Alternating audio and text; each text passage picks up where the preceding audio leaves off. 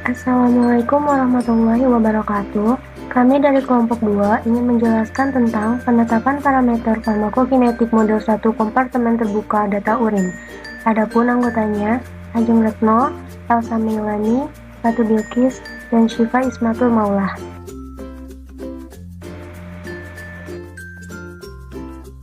Kinetika adalah mempelajari perubahan-perubahan konsentrasi dari obat dan metabolitnya di dalam darah dan jaringan sebagai fungsi dari waktu. Ekskresi obat merupakan eliminasi obat dari tubuh melalui proses ekskresi atau konversi menjadi bentuk metabolit. Obat dieliminasi dengan berbagai rute.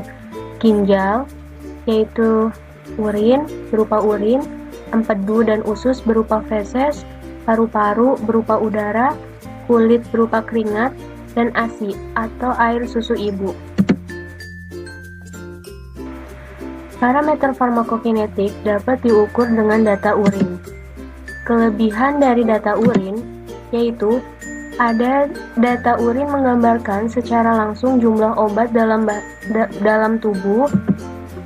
Kadar obat dalam urin lebih banyak daripada dalam darah, dan volume yang tersedia lebih besar.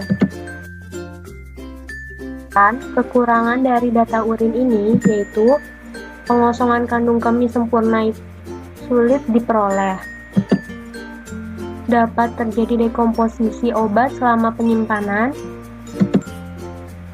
dan kemungkinan terjadi hidrolisis konjugat metabolit yang tidak stabil dalam urin. Perhitungan farmakokinetik dari data ekskresi urin, PET method.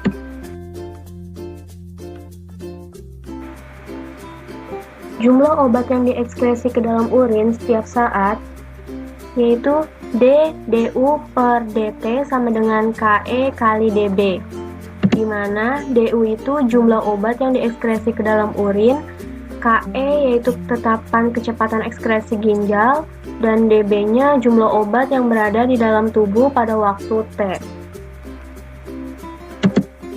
Karena DB sama dengan DB0 kali E pangkat minus K dikali T, maka rumusnya menjadi DDU dibagi DT sama dengan KE dikali DB pangkat 0 dikali E pangkat min K kali T. Kalau kedua sisi persamaan dikalikan log, maka rumusnya menjadi log DDU dibagi DT sama dengan log KE dikali DB pangkat 0 dikurangi K bagi 2,303 dikali T.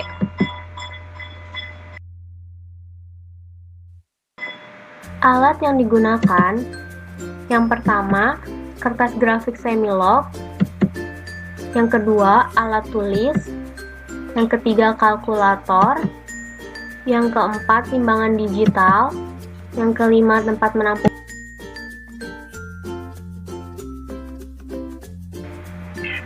yang keenam beaker glass, yang ketujuh tabung reaksi, yang kedelapan spuit dan jarum suntik, yang kesembilan vortex, dan yang ke-10 spektrofotometri.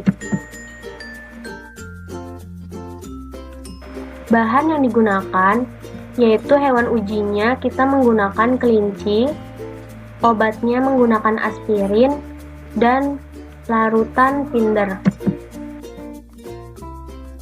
Cara kerja. Langkah-langkahnya, yang pertama, dosen pengampu membagi kelompok mahasiswa. Yang kedua, dosen menjelaskan SOP praktikum. Yang ketiga, timbang hewan uji dan berikan aspirin dengan dosis yang sesuai secara IP atau intraperitoneal. Selanjutnya, hewan uji pada masing-masing kelompok setelah diberikan aspirin, maka didapatkan urinnya. Kemudian urin tersebut ditampung di belangko hingga menit ke 240. Setelah itu, masukkan urinnya ke dalam tabung reaksi sebanyak 1 mili. Lalu ditambah dengan 5 mili reaksi Tinder. Setelah itu, kocok hingga homogen dengan menggunakan alat vortex.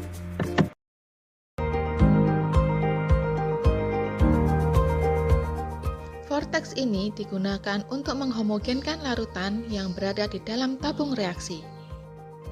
Cara pengoperasian alat ini yang pertama adalah tekan tombol on-off dan ditandai dengan lampu indikator hijau yang menyala. Atur kecepatan getaran dengan memutar tombol sampai RPM yang diinginkan. Jika menggunakan mode touch, maka alat akan bergetar ketika ada sentuhan pada bantalan alat. Sedangkan untuk mode run, alat akan bergetar dengan sendirinya tanpa ada sentuhan pada bantalan. Untuk video kali ini, kita pilih mode touch.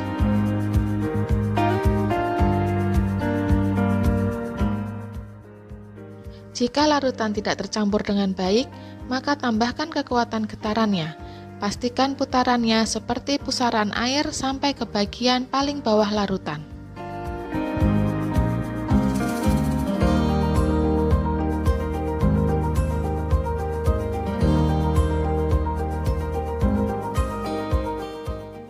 Jika sudah selesai, maka putar tombol ke 0 RPM.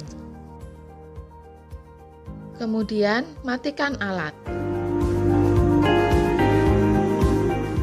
Bersihkan alat dan pastikan tidak ada cairan yang tumpah pada alat dan sekitar alat. Kemudian, ukur absorbansi menggunakan alat spektrofotometer. Kemudian, didapatkan hasil sebagai berikut. Setelah itu, hitung persamaan farmakokinetiknya dan tentukan nilai-nilai parameter kinetiknya. Selanjutnya, kita menghitung persamaan farmakokinetik dan menentukan nilai-nilai parameter kinetiknya. Kita menggunakan metode red method. Yang pertama, kita cari ABR-nya dengan cara menghitung pakai kalkulator. Caranya seperti video yang kemarin. Setelah itu, setelah ABR-nya ketemu, kita cari kadarnya. Ini rumusnya kita masukkan sesuai rumus, yaitu sama dengan ABS karena X, Y.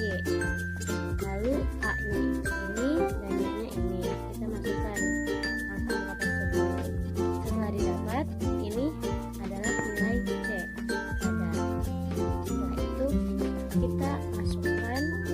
Setelah itu kita masukkan ke kolom red method. Terdapat 1, 2, 3, 4, 5 kolom. Kita masukkan angka-angka yang sudah kita cari ke kolom tersebut. Tadi kita cari C, kita masukkan di sini. Lalu kolom selanjutnya yaitu BU dibagi kolom.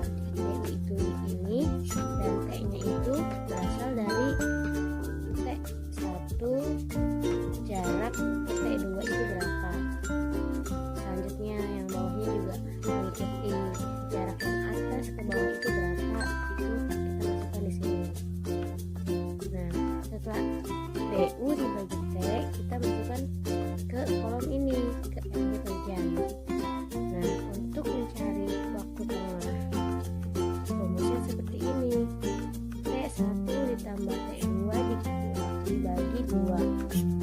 Kita masukkan angka-angkanya ya. T1 ditambah T2. Ini kenapa 0? Karena sebelum ininya kan tidak ada.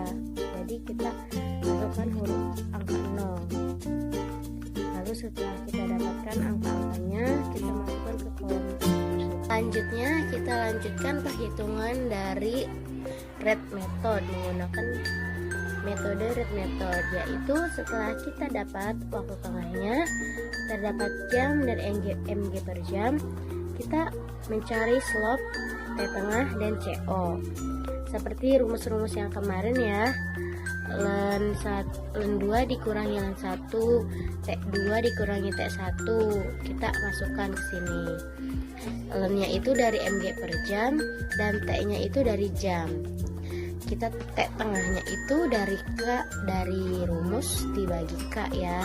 CO-nya itu rumusnya yaitu C dibagi E min K dikali T. Awas ya, jangan lupa kalau kita lennya dari sini, ya T-nya dari sini. Jangan lennya dari sini, T-nya di sini. Harus sesuai. Dan ini ada grafiknya. Ya, kita bisa lihat grafiknya itu dari waktu tengah ya. Dari waktu tengah kita masukkan ke grafik. Yang di bawahnya itu jam dan yang di atas ininya itu mg per jam. Cukup sekian. Sekian penjelasan dari kami, kurang lebihnya kami mohon maaf. Semoga penjelasan tersebut dapat membantu dan dapat bermanfaat untuk kita semua. Terima kasih. Wassalamualaikum warahmatullahi wabarakatuh.